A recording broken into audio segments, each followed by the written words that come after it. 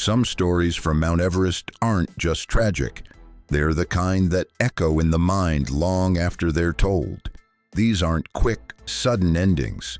They're slow, relentless, and filled with moments where survival seemed possible until it wasn't. 3 men, each from different worlds, each driven by deeply personal reasons, met their end on this mountain. One returned year after year, losing parts of himself along the way until there was almost nothing left to give. Another had guided dozens to the top, but chose to stay behind for a client when it meant certain death. And one more? He rode down the slopes on a snowboard and vanished forever. These are the kinds of stories that make people question why anyone climbs Everest at all. But maybe the better question is, what made these men keep going when everything told them to turn back? Nobukazu Kuriki, the man who climbed with one finger. May 21st, 2018. For most people, it was a normal Sunday. For Nobukazu Kuriki, it was another attempt to reach the highest point on Earth, a place he had chased for years and never conquered. But this was not a casual dream. This was an obsession carved into frostbite scars and failed expeditions.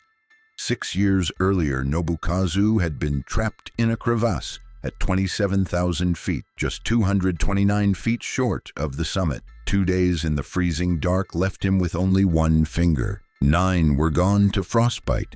That kind of loss would be enough to end climbing dreams for most people. But for him, it was just another chapter. This wasn't his first attempt. It wasn't even his second. This was number 8. Unlike many mountaineers, he preferred to climb in autumn, a season harsher and lonelier than spring. That meant fewer people on the summit, but it also meant facing dangerous weather patterns that scared most away. He also avoided supplemental oxygen whenever possible, pushing his body to its absolute limits. Dangerous? Absolutely. But to him, that was the point. This time, however, was different. Nobukazu went in spring. His team was uneasy. They begged him to reconsider, warning that his single remaining finger could mean disaster if ice formed and he needed to self-arrest. He promised them he'd turn back if anything felt wrong. He started that Sunday morning posting updates to Facebook as he climbed. Past Camp 1 on his way to Camp 2, the weather began to change. The temperature dropped sharply. Anyone else might have retreated right there, but for someone used to extreme cold and high winds, it wasn't enough to shake him, at least not yet. Years earlier, in 2015, he had been the first to attempt Everest after a devastating earthquake that killed 19 and injured 61 at base camp. If that didn't deter him, why would a little cold now? Still, as the weather worsened, his determination began to fade. He decided to turn back, perhaps sensing that his body, already missing so much, couldn't afford another mistake. On his way down, things took a turn. Maybe he was feeling sick. Maybe altitude sickness was setting in. Perhaps he found a cave or shelter and planned to rest until morning. His last Facebook post read, "I feel the pain and difficulty of this mountain." At base camp, his team noticed his headlamp had gone dark. Radio calls went unanswered. Panic set in. The next morning, a search began. He was found at Camp 2, 4,600 feet below the summit. The cause, altitude sickness and frostbite. Think about that. 8 attempts, years of preparation, and his life's dream still just out of reach. On Everest, the mountain doesn't care how much you've given. Rob Hall, the guide who wouldn't leave his client. May 10th, 1996. Rob Hall wasn't just another climber on Everest. He was a legend in the guiding community, with a reputation for leading successful expeditions. He had already summited Everest 5 times and helped 39 clients reach the top. This was supposed to be another win. Years earlier, he had stunned the climbing world by completing the 7 summits, the tallest peaks on each continent, in just 7 months. He started with Everest, the most challenging, and worked down from there. That achievement opened doors for him, including starting his own guiding company. On this climb, one client stood out, Doug Hansen. The year before, Doug had come heartbreakingly close to the top, but had run out of oxygen and turned back. He had poured his life savings into this second and final attempt. Rob wanted to see him succeed. The climb went smoothly until they reached the Hillary Step, a nearly vertical 39-foot rock face just below the summit. Only one climber can ascend or descend at a time, and delays here are common. But time on Everest is a life or death factor. There's a rule. If you aren't heading down by 2 p.m., you turn back. Staying too long in the death zone means oxygen depletion, exhaustion, and possibly never making it down.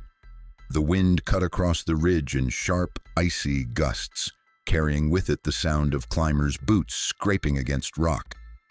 Rob glanced often at his watch, aware of the minutes slipping away, but his eyes kept drifting back to Doug, whose steps were growing slower and more labored.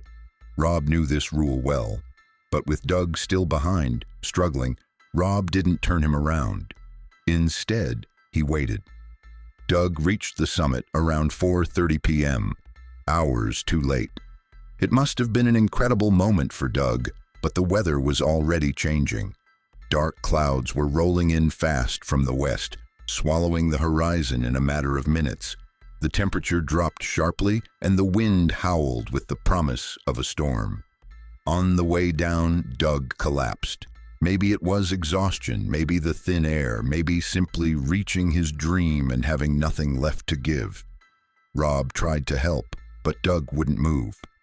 He shook his shoulder, spoke urgently through the wind, but the only response was silence and the sound of their own ragged breathing. Rob faced a choice: leave his client or stay. He stayed. As the storm closed in, visibility dropped to almost nothing. Just a swirling wall of white. They were trapped without shelter or oxygen. The cold seeped into their bones until even the act of speaking felt like an effort. Rob radioed for help, but no one could reach them. Hours later, he made one last call, not to his team, but to his pregnant wife, John, in New Zealand. Calm despite the cold and thin air, he told her he was comfortable and in no pain. He told her to sleep well and not worry, and then he named their unborn daughter, Sarah. The wind screamed over the ridge as though the mountain itself was listening. The next morning, Sherpas spotted Rob still alive but unable to move. Frost had taken hold of his limbs. His face turned toward the slope as though still looking for a way down. He died later that day at 28,700 feet. Exposure and hypoxia claimed him, but in truth, it was his decision to stay with a client when survival meant leaving that makes his death unforgettable. On a mountain where most are forced to choose themselves over others, Rob's final choice was to remain. And that's why his story still haunts Everest. Marco Siffredi, the snowboarder who disappeared into the void. Not all Everest dreams are about standing at the summit. For Marco Siffredi, the dream was about riding it. In 2001, the 23-year-old French snowboarder became the first to descend Everest on a snowboard, taking the Norton Couloir route. It was a nearly 10,000-foot drop down the north face. It was dangerous, exhausting, and legendary. But Marco wanted more. He wanted the Hornbein Couloir, a steeper, narrower, and far more dangerous route that few climbers had ever even attempted. In 2002, he returned. The signs weren't good. He forgot to bring the small wooden cross he always carried for luck. The mountain was nearly empty.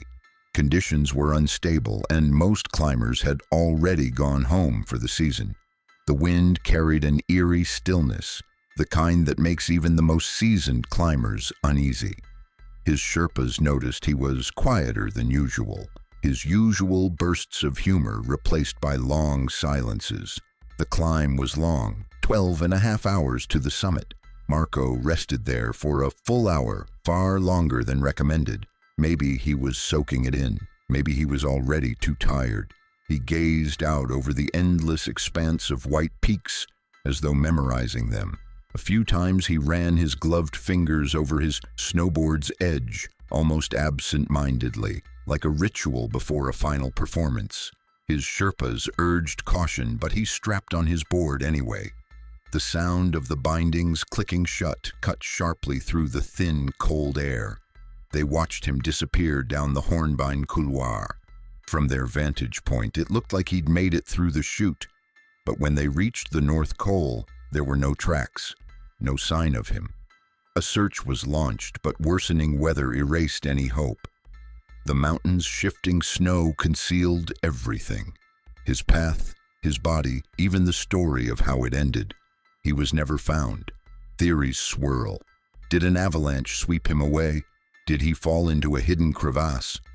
Or, more haunting, did he know the risks and accept them anyway? For Marco, the hornbeam was more than a slope. It was the pure line, the dream he had waited a year to ride. The one he wouldn't let go of, even when the mountain was telling him to.